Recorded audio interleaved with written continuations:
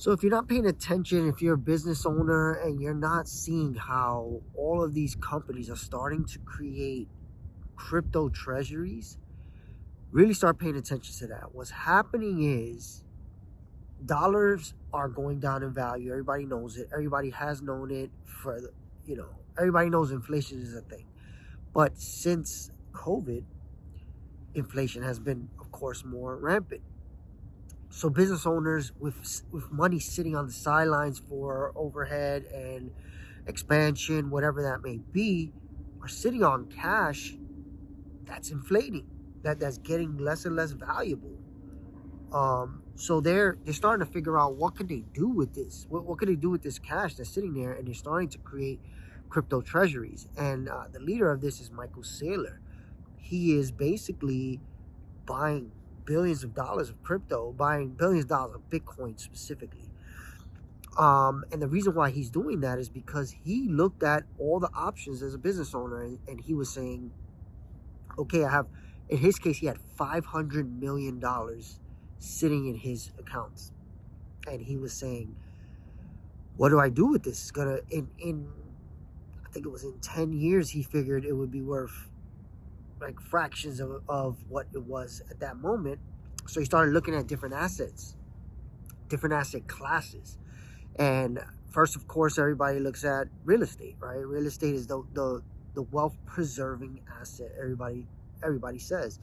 So he was like, all right, but how do I buy $500 million of real estate? Where do I buy that and not have to worry about, the local situation changing and costing me money in that purchase or those purchases? So he said real estate is really not an option because I wouldn't even know where to buy it. Even if I bought it in Manhattan, which is the best place to buy real estate in the world, most expensive location, it still doesn't mean that somebody can just change a law and affect all of my purchases. So then he looked at securities, which you can't really hold securities as a publicly traded company.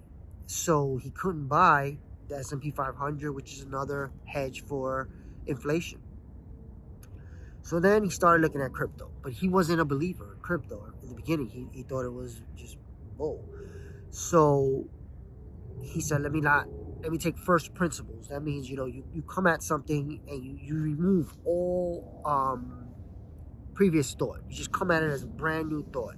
And he started looking at Bitcoin, and he said, okay, so if Bitcoin, it is property, it isn't located in any one specific place. So if I buy it, I can take it anywhere, and my business is not affected. If there's law changes in the United States, I can bring it to another country pretty easily.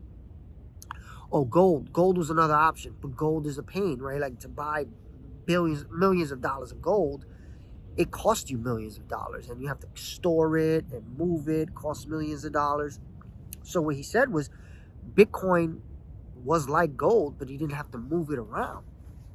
So as a business, it made the most sense for him to buy Bitcoin over real estate. He couldn't buy securities because he's a publicly traded company. But if you are a non-publicly traded company, I've heard of people who buy the S&P 500 and then they borrow off of that to run their business. So now they have a hedge against inflation, and they borrow to pay their expenses. And now their cash flow is not at least diminishing, it's staying aligned with inflation.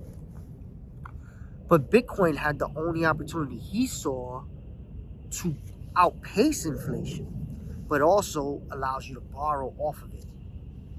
So for expenses. So when I started hearing him talk about that, of course, I thought, as a business owner, I'm not rich enough to do that. These are guys with $500 million. What bank is going to lend me money on my $5,000, $10,000, $50,000 of Bitcoin? Back then, it really wasn't easy to borrow off of your Bitcoin. It's still kind of hard. You have to give up custody of your native Bitcoin. So what I realized was I had multiple businesses. I had an Airbnb business, I had an agency, and I was building a tech startup, which is live now. and I was spending money every month. So what I realized was there was decentralized finance though. And this is where now businesses can take advantage of this. Decentralized finance is created through code for people like us who are not publicly traded to be able to take advantage of these type of vehicles. These same things these rich, ultra rich Fortune 500 companies can do, we can now do. So how do you do it? The way you do it is every month you have expenses. And if you take those expenses and you deposit a little bit more than the expenses, if you deposit a little bit more than those expenses, you can borrow off of that and spend. And now you're buying the asset that will outpace inflation. Well, I do with Bitcoin and Ethereum because I believe Ethereum is another high growth asset. You could choose to just do Bitcoin. I do both. I like having multiple assets.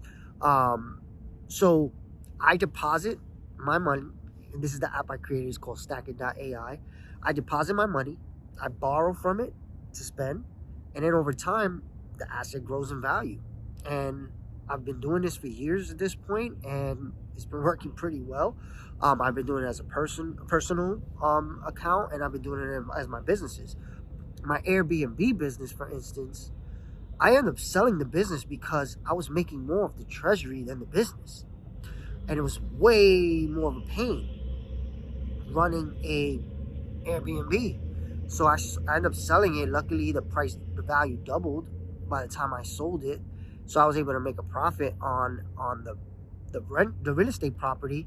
But I was just so tired of dealing with the bull on real estate, period. It just wasn't my thing. But I doubled the value, and then I put that into crypto, and I'm doing way better by having that in a crypto treasury than having it in real estate. So when I look at businesses now, I'm thinking, what can I do to help them see more of that? One, because my startup does it, but two, I do believe we're heading into a crazy time, and we're not sure what businesses are going to survive AI. So if you are taking the risk of creating a business and running a business, you should be left with an asset at least. If this business doesn't work out for you, at least you can have the amount you have generated in that business in an asset that you can take with you. So for instance, in all the businesses I have, now I have a wallet representing as much, actually more, than what that business has made since I started doing this. So if your business makes 100,000, 500,000 a year, imagine having 500,000 a year in a wallet. So let's say you run that business for 3 years, you have over $1.5 million sitting in a wallet that you can borrow from whenever you want. And that is the big business opportunity. Create your own treasury. Look it up. There's many different ways. You can figure out what's your favorite way. If you're interested in Stackit.ai, there's a free link to a guide that I have that shows people how they can start. Thank you.